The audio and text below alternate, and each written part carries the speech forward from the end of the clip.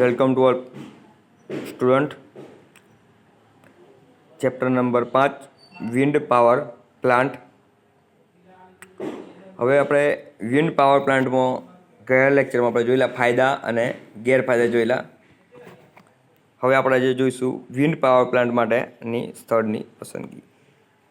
તો વિન્ડનો power plant નાખવો હોય, સ્થાપિત કરવો હોય તો કેવી જગ્યા જોઈએ પહેલાં તો, અને એનું લોકેશનના મુદ્દા જોઈશું. તો ફર્સ્ટ મુદ્દો છે વિન્ડ પાવર પ્લાન્ટ માટે અગત્યનો મુદ્દો વિન્ડ વેલોસિટી છે, એટલે એની સ્પીડ છે. વેલોસિટી એટલે પહેલાં તો યાદ રાખવાનું કે ભાઈ વિન્ડનો પ્લાન્ટ નાખવો હોય તો જ્યાં આગળ વિન્ડની સ્પીડ વધારે આવે, એટલે પવનની ઉર્જા વધારે હોય ત્યાં આગળ પહેલાં તો નાખવાનું. આપણે સોલારનું નાખતા તો કેવું રણ પ્રદેશને એવું વધારે પસંદ કરે, કેમ કે ભાઈ ત્યાં આગળ ગરમીનું પ્રમાણ કેવું હોય, વધુ હોય છે. તે જ રીતે વિન્ડ પાવર પ્લાન્ટમાં પણ મુખ્ય છે વિન્ડ વેલોસિટી છે, જ્યાં વેલોસિટી કેટલી 15 km/h હોય ત્યાં પાવર સ્ટેશન સ્થાપી શકાય છે. એટલે કેટલું છે 15 km/h.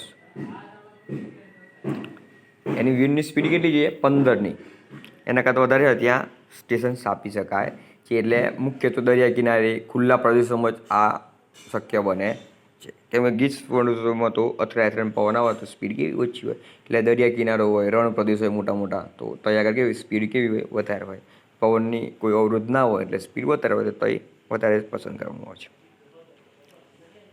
બીજો છે વિન્ડ પાવર પ્લાન્ટ દરિયા કિનારે અથવા ઊંચાઈ પર સ્થાપવામાં આવે છે. કેમ કે અહીંયા વિન્ડ વેલોસિટી વધારે હોય છે. મેં ઉપર કીધું કે ભાઈ દરિયા કિનારે અને ઊંચા પર્વતો હોય, રણ પ્રદેશોમાં બી ચાલે. અત્યારે આપણે લદ્દાખ કરીને છે તો આગળ મોટા મોટા પ્લાન્ટ ન ખાય છે. અત્યારે સરકારે આખું મંજૂરી આપી દીધી છે. એ રીતે રણ પ્રદેશમાં આપણે કચ્છમાં રણ પ્રદેશ છે તો કચ્છમાં બી મોટા મોટા છે. પછી ઓખામાં બી આખું વિન્ડ પ્લાન્ટ છે. મોરબીમાં છે, રાધનપુરમાં આખા વિન્ડ પ્લાન્ટ છે. એટલે એવી જગ્યાએ કેમ કે ભાઈ જ્યાં આગળ વેલોસિટી વધારે હોય છે ત્યાં આગળ નાખવામાં આવે છે. પછી બીજું એક છે કે ત્યાં આગળ કેવું હોય છે કે જમીન વધારે જોઈએ તો જમીનની કિંમત કેવી ઓછી હોવી જોઈએ. પણ આપણે તો દરિયા કિનારે ઊંચા પર્વતોમાં નાખતા હોય તો સ્વૈચ્છિક વાત છે કે દરિયા કિનારે તો સરકારની જ જમીન છે, સરકાર કોઈ બી વસ્તુ કરી શકે, એટલે એટલો બધો કોઈ ઇસ્યુ ઉત્પન્ન થતો નથી. એટલે જમીનની કિંમત ઓછી હોવી જોઈએ. જો કે દરિયા કિનારે પ્રશ્ન ઉત્પન્ન થતો નથી, કેમ કે ભાઈ દરિયા કિનારે તો સરકારી જ જમીન છે અને સરકાર પોતાની મરજી પ્રમાણે ગમે તે ત્યાં આગળ કામગીરી કરી શકે છે. ચોથું છે વિન્ડ પાવર ગ્રીડમાં ફીડ કરી શકાય તે માટે નજીક સબસ્ટેશન હોવું જોઈએ. સબસ્ટેશન કયું હોવું જોઈએ? નજીક હોવું જોઈએ. કેમ કે ભાઈ જે આપણે વિન્ડ પાવર પ્લાન્ટમાં વિન્ડ એનર્જી તો ઉત્પન્ન કરી, હવે એને શું કરવું પડે? આપી તો પડે વિન્ડ એનર્જી. તો કોઈ બી સ્ટેશનમાં એને ગ્રીડ કરી શકાય એ માટે કેવું હોય છે, દૂર હોય તો પાવર લોસ ને બધું મેન્ટેનન્સ ને એના વાયરનો ખર્ચો ને બહુ બધો ખર્ચો વધી જાય. એટલે યાદ રાખવાનું કે વિન્ડ પાવરમાં શું હોય છે, ગ્રીડમાં ફીડ કરી શકાય તે માટે નજીક સબસ્ટેશન હોવું જોઈએ, જેથી કેવું બીજો બધો ખર્ચ બચી જાય અને સીધું સબસ્ટેશનમાં પાવર આપી શકીએ. જેમ સબસ્ટેશન નજીક હોય તેમ કેવું થાય, ખર્ચો ઓછો થઈ જાય. પછી જે પાંચમું છે પસંદ કરેલા સાઇટ રોડથી અથવા રેલવેથી નજીક હોવી જોઈએ. જે આપણે પસંદ કરી છે સાઇડથી કેવું હોવું જોઈએ? નજીક, અને રેલવેથી કેવું નજીક હોય, જેથી શું થાય એનું ડિસ્ટ્રીબ્યુશન થઈ શકે, ટ્રાન્સમિશન થઈ શકે. છઠ્ઠું છે પસંદ કરેલ સાઇટ પર સ્નો ફ્લોર અથવા ધૂળની ડમરી વગેરે ન હોવી જોઈએ. એટલે કેવું છે, જે સાઇડ આપણે પસંદ કરીએ એવું સ્નો એટલે બરફ અથવા ધૂળની ડમરી એટલે ધૂળો ઉડવી જોઈએ ના. કેમ કે ભાઈ એ થાય તો સ્પીડને અવરોધ ઉત્પન્ન થાય, આપણા મશીનો પણ કેવું ભંગાર થવાનો પ્રયત્ન થાય. કેમ કે સ્નો એટલે બરફ પડે તો કેવું થાય કે ભાઈ એ મશીન કાટ ખાઈ જાય ને પછી પોખ્યું ફરે ને આને બધું પ્રોબ્લેમ થાય. એના કરતાં સ્નો એટલે બરફ ના પડવી જોઈએ અને ધૂળની ડમરીઓ પડવી જોઈએ. ને આ 6 મુદ્દા છે આપણા કે ભાઈ વિન્ડ પાવર પ્લાન્ટ માટેની સ્થળની પસંદગીના મુદ્દા છે. ફરી એકવાર સમજાઈ દો મિત્રો. પહેલો મુદ્દો હતો આપણે વિન્ડ પાવર પ્લાન્ટ માટે અગત્યનો મુદ્દો વિન્ડ વેલોસિટી છે, જ્યાં વેલોસિટી 15 km/h હોય ત્યાં પાવર સ્ટેશન સ્થાપી શકાય છે. બીજો મુદ્દો હતો વિન્ડ પાવર પ્લાન્ટ દરિયા કિનારે અથવા ઊંચાઈ પર સ્થાપવામાં આવે છે, કારણ કે અહીંયા વિન્ડ વેલોસિટી વધારે હોય છે. ત્રીજો હતો જમીનની કિંમત ઓછી હોવી જોઈએ, જો કે દરિયા કિનારે આ પ્રશ્ન ઉદ્ભવ થતો નથી. વિન્ડ પાવર ગ્રીડમાં ફીડ કરી શકાય તે માટે નજીક સબસ્ટેશન હોવું જોઈએ.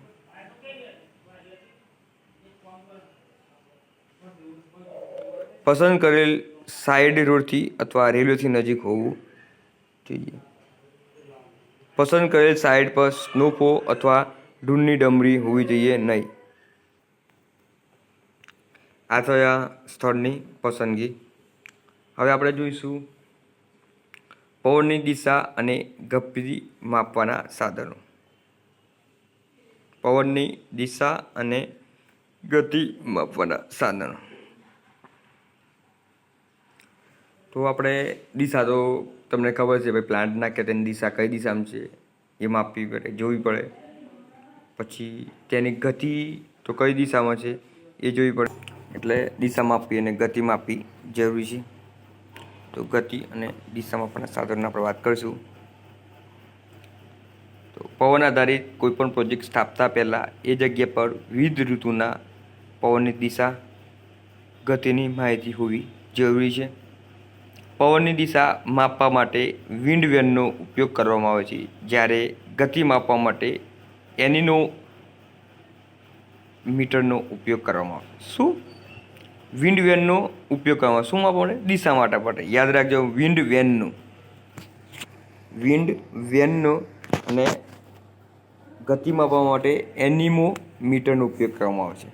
તો આજે આપણે પહેલું ભણીશું વિન્ડ વેન.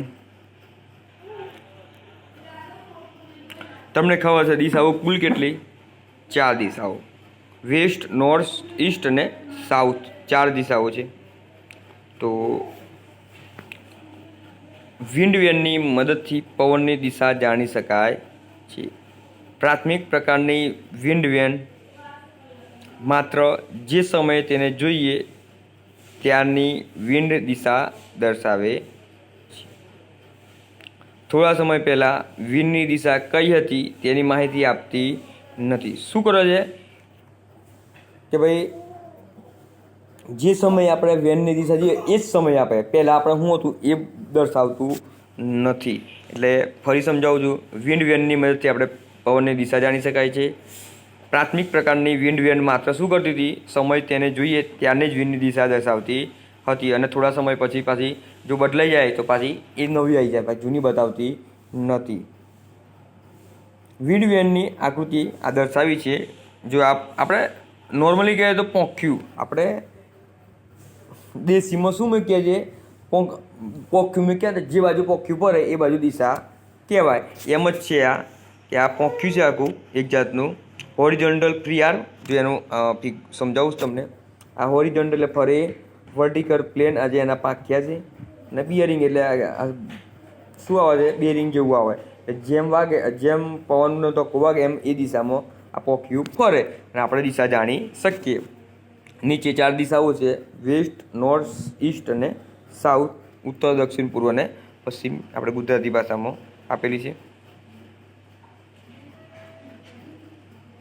એટલે 4 બાજુ 4 દિશાઓ છે, અને પોંખ્યું જે દિશામાં જ ફરે એ દિશા આપણી કહેવાય. આમાં એક નાની સ્ટીકના છેડે હોરિઝોન્ટલ દિશામાં ફી ઘૂમી શકે એવો હોરિઝોન્ટલ આર્મ રાખવામાં આવે છે. એટલે બેરિંગ જેવું હોય, એટલે ગમે તો જગ્યાએ જેમ પવનનો ધક્કો વાગે તેમ ફરી શકે. આર્મ સહેલાઈથી ઘૂમી શકે તે માટે બેરિંગનો ઉપયોગ કરવામાં આવે છે. શું એનો? બેરિંગ હોય એટલે સહેલાઈથી જે દિશામાં ધક્કો વાગે, જે દિશામાં પવન હોય એ દિશામાં ફરી શકે. આ આર્મો એક છેડા પર ચપટો પોઇન્ટર અને બીજા છેડા પર વર્ટિકલ પ્લેટ પર રાખવામાં આવે છે. આર્મ શું કહે? એક છેડા પર ચપટો, જો આ ચપટો છે, અને બીજા છેડા પર વર્ટિકલ ફ્લેટ રાખવામાં આવે છે. જો આ ચપટો એટલે તીર જેવો છે અને વર્ટિકલ છે. એનાથી તો પાંખિયા હોય એના પર ધક્કો વાગે. વિમાનની રચના કેવી હોય છે એમાંની રચના હોય. કેમ કે ભાઈ પાંખિયા પર ધક્કો વાગે એટલે ફરી શકે, પૂરેપૂરાનું દૂર થઈ શકે. પવનને લીધે વેન પવનની દિશામાં ગોઠવાય છે. ગતિની દિશા જાણવા માટે આર્મની નીચે નોર્થ, સાઉથ, ઈસ્ટ, વેસ્ટ એમ કોતરેલા અક્ષરો આમના છેડે લગાડવામાં આવે. શું કરવામાં આવે છે? ચાર દેખો, ચાર નામ છે એટલે જે બાજુ ચાર નામ જો જે બાજુ નામ આગળ આવે, ડબલ્યુ બાજુ આવે તો વેસ્ટ, એન બાજુ આવે તો નોર્થ, ઈ બાજુ ઈસ્ટ અને એસ બાજુ આવે સાઉથ. એટલે ચાર બાજુ ચાર નામ આવે હોય છે. જે નામ આગળ પોખ્યું ફરે એ નામની દિશા કહેવાય, પવન કહેવાય.